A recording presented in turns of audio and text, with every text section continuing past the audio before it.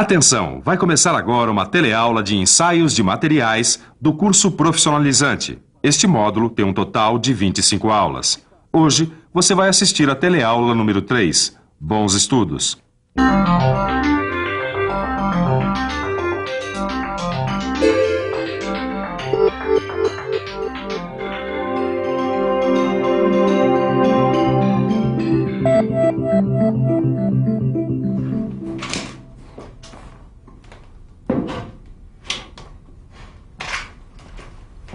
Que isso, Edgar? Brincando de estilingue? Olha só o que eu achei no fundo do armário, ó.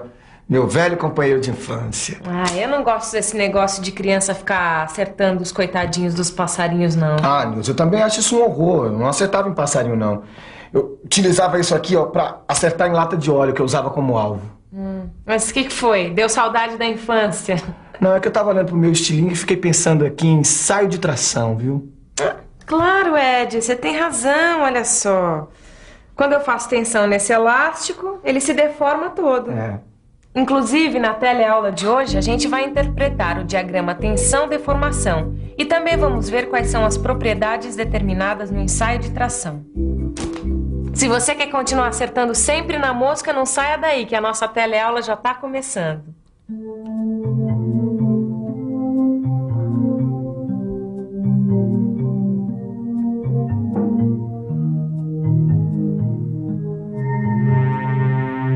Oi, eu tô aqui com essa escala e esse elástico para tentar mostrar de uma forma simplificada como é feito um ensaio de tração. Repare que, quando eu aplico uma força de tração no elástico, o seu comprimento aumenta. Se eu paro de aplicar a força, ele volta à sua posição inicial. Agora, repare que enquanto eu aplico uma força, o seu comprimento se alonga e a sua seção se estreita. Dessa vez, eu apliquei uma força maior. E repare que mesmo parando com a força aplicada ao elástico, ele não volta mais à sua posição inicial. Ele fica com uma deformação residual permanente. E é claro, se eu continuar aplicando uma força nele, ele vai acabar se rompendo. É claro que num laboratório de testes, isso é tudo muito mais complexo. Os ensaios são feitos com equipamentos que registram todas as informações necessárias para ser analisada a resistência dos materiais. Deve ser aqui que são registradas essas informações importantes, né, Silva? Agora me diz uma coisa, por que elas são tão importantes, hein? Ô Caio, porque com elas você pode fazer projetos e cálculos de estruturas com toda a segurança. Algumas delas são registradas exatamente no momento do ensaio, outras já não, só depois da análise das características do corpo de prova. E acho que eu não entendi isso aí muito bem não, hein? É simples. Um exemplo disso é o diagrama tensão-deformação. Quando um corpo de prova passa por um ensaio de tração, a máquina de ensaio fornece um gráfico que estabelece a relação entre a força aplicada e as deformações ocorridas durante o ensaio.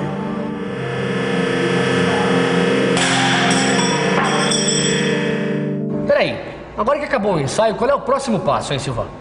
Como nós queremos determinar as propriedades do material ensaiado, o que nos interessa é a relação entre a tensão e a deformação. Ou seja, nós vamos usar este gráfico intermediário que foi produzido pela máquina e vamos conseguir o que nós queremos. Bom, eu já sei que tensão corresponde à força dividida pela área da seção sobre a qual ela é aplicada. E aplicando essa fórmula, nós conseguimos os valores de tensão. E nesse mesmo gráfico nós montamos o diagrama tensão-deformação. Edgar, esse diagrama tensão-deformação pra mim tá parecendo grego. Tem letra aqui que eu nunca vi na vida. Você tem razão, mas é grego mesmo, Nilson. Edgar, você tá tirando uma da minha cara. Não, é que os valores de deformação são representados no eixo das abscissas e por essa letra grega minúscula chamada epsilon. E no eixo das ordenadas? Bom, neles são indicados os valores de tensão. Ó, tá vendo essa curva? Tô sim, pra que serve? Ela mostra algumas características que são comuns a diversos tipos de materiais usados na área da mecânica. Bom, mas então esse diagrama é um instrumento valioso para que a gente consiga o melhor desempenho do nosso kart. Claro que é. Ele informa muita coisa sobre os materiais usados no kart. Esse diagrama nos informa, por exemplo, o limite elástico. Tá vendo esse ponto aqui, ó? no final da parte reta do gráfico, ele representa o limite elástico.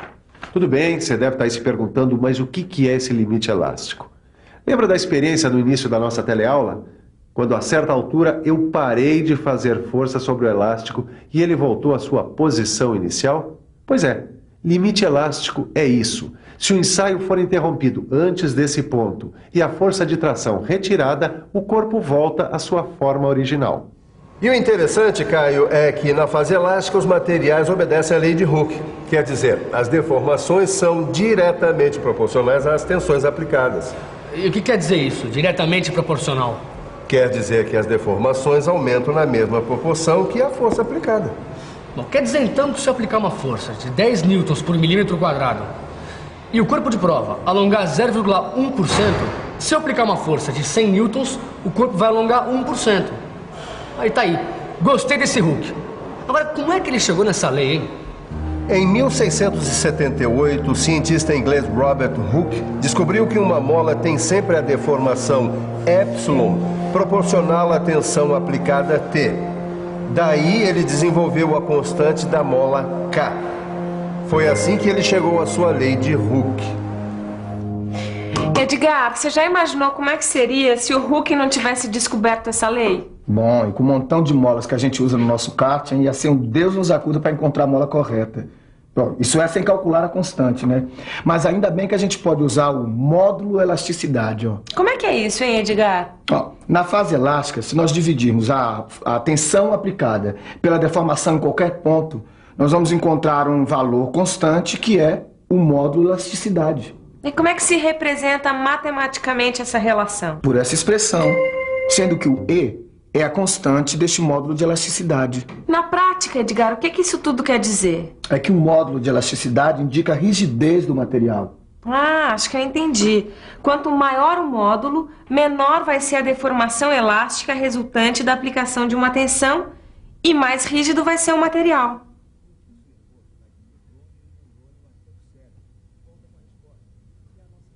Só que essa relação só funciona até certo ponto. Quer dizer, a lei de Hooke vale para um determinado valor de tensão chamado de limite de proporcionalidade.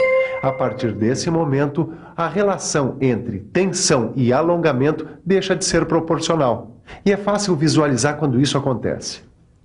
Aqui no gráfico, o limite de proporcionalidade aparece representado pelo ponto A'. A partir dele, a deformação deixa de ser proporcional à carga aplicada.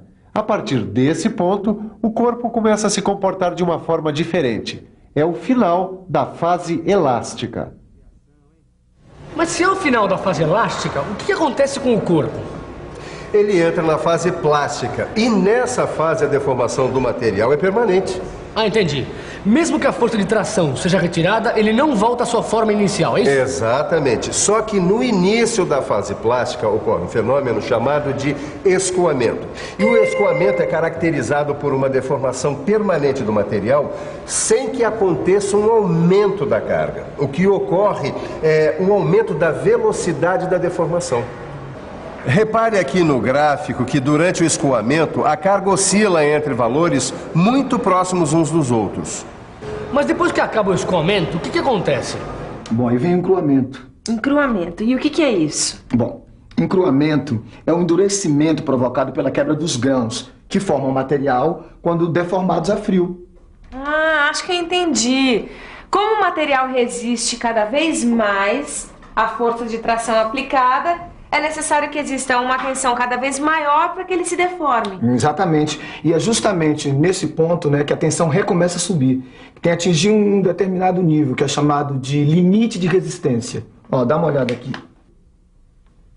Bom, se esse ponto máximo tem a ver com o limite, então esse ponto aqui é o limite de resistência.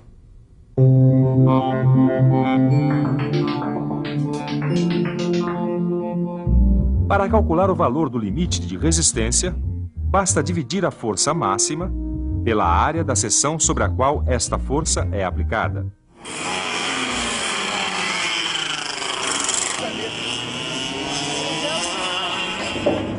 Agora que a gente já conhece os limites de resistência dos materiais do kart, Ed, ninguém mais segura essa máquina.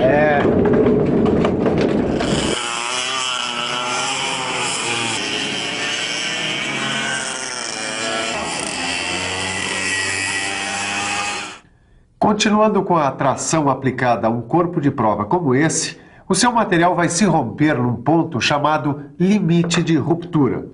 Repare que a tensão no limite de ruptura, representado pela letra C, é menor do que a tensão no limite de resistência, representado pela letra B. Quer saber na prática por que isso ocorre?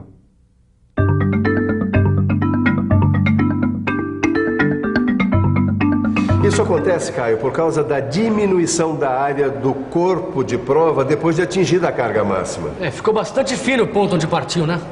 Essa redução percentual bem na área de seção transversal do corpo de prova é chamada de estricção. Ela determina o grau de ductilidade do material. Tá bom, Silva, mas como é que isso funciona?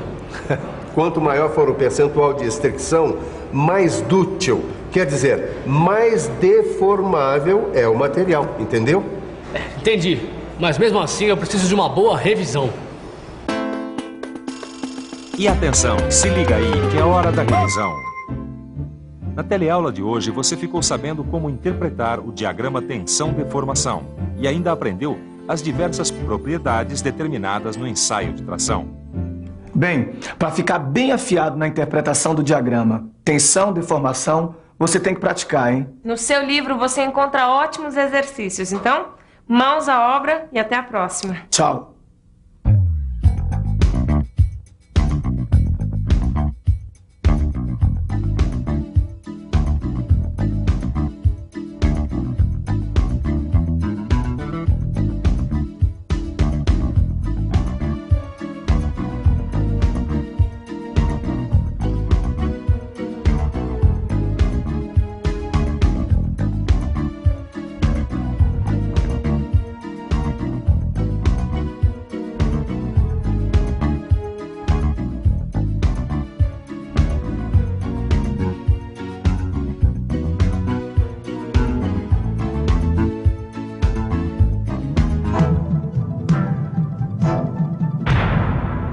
Telecurso 2000, um programa de educação do Sistema Fiesp e da Fundação Roberto Marinho.